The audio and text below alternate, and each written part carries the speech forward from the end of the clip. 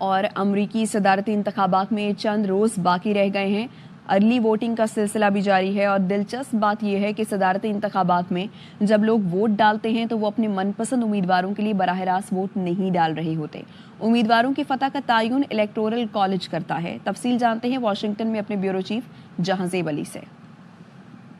جی جناب، تو امریکی انتخابات کے اندر چند روز ہی رہ گئے ہیں اور یہ جو پریزیڈنشل الیکشن ہونے جا رہا ہے بہت ہی نیک ٹو نیک مقابلہ ہے ڈونلڈ ٹرمپ کا اور کیملا ہیرس۔ دلچسپ بات یہ ہے کہ جب امریکی صدارتی انتخابات ہوتے ہیں تو جو امریکی عوام ہے وہ براہ راست جو ہے کسی کینڈیڈیٹ کو ووٹ نہیں ڈالتی۔ صدر کے انتخاب کا فیصلہ الیکٹورل ووٹس کے ذریعے ہوتا ہے۔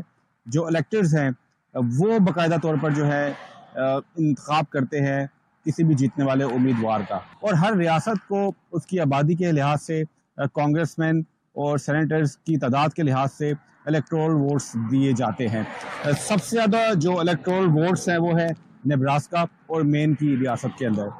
ساتھ ساتھ آپ کو یہ بتا دوں کہ یہ جو الیکٹورل ووٹس کا جو سلسلہ ہے اس کو امریکی آئین میں 1787 میں جو ہے وہ شامل کیا گیا تھا، اور جو مجموعی تعداد ہے الیکٹورل ووٹس کی وہ ہے 538، اور کسی بھی امیدوار کو یہ انتخاب جیتنے کے لیے 270 ووٹس درکار ہوتے ہیں۔ آئیے سمجھتے ہیں کہ یہ الیکٹورل ووٹ ہوتے کیا ہیں۔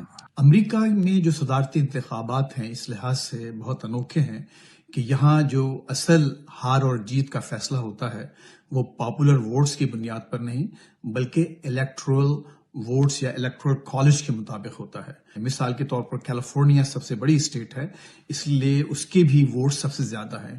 اس کے مقابلے میں اگر آپ نارتھ ڈیکوٹا یا وایومنگ یا چھوٹی چھوٹی اسٹیٹس ہیں آبادی کے لحاظ سے، تو ان کی جو ووٹوں کی تعداد ہے الیکٹورل کالج کی وہ صرف 3 ہوتی ہے۔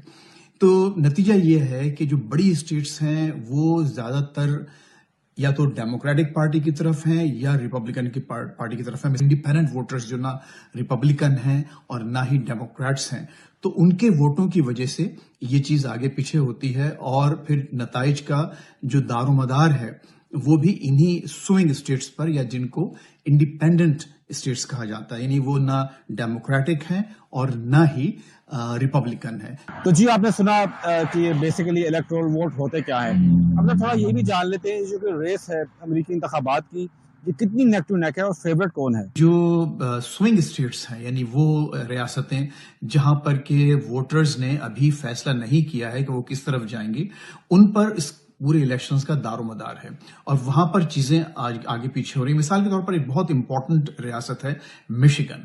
مشیگن ایک ایسی اسٹیٹ ہے جس میں مسلمانوں کی اور عربوں کی ایک بہت بڑی تعداد آباد ہے۔ اگر وہ مسلمان اور وہ عرب اگر موجودہ صدر بائیڈن سے ناراض ہونے کی بنیاد پر اگر ریپبلکن بن جاتے ہیں، یا کسی ایک تھرڈ پارٹی، جو کہ اس وقت اور بھی بہت سی پارٹیز ہیں جو الیکشنز میں حصہ لے رہی ہیں، ہم لیکن ان کا ذکر نہیں سنتے، اگر ان کو ووٹ دیتی ہیں تو میں سمجھتا ہوں کہ شیور شاٹ ڈونلڈ ٹرمپ اگلے صدر منتخب ہو جائیں۔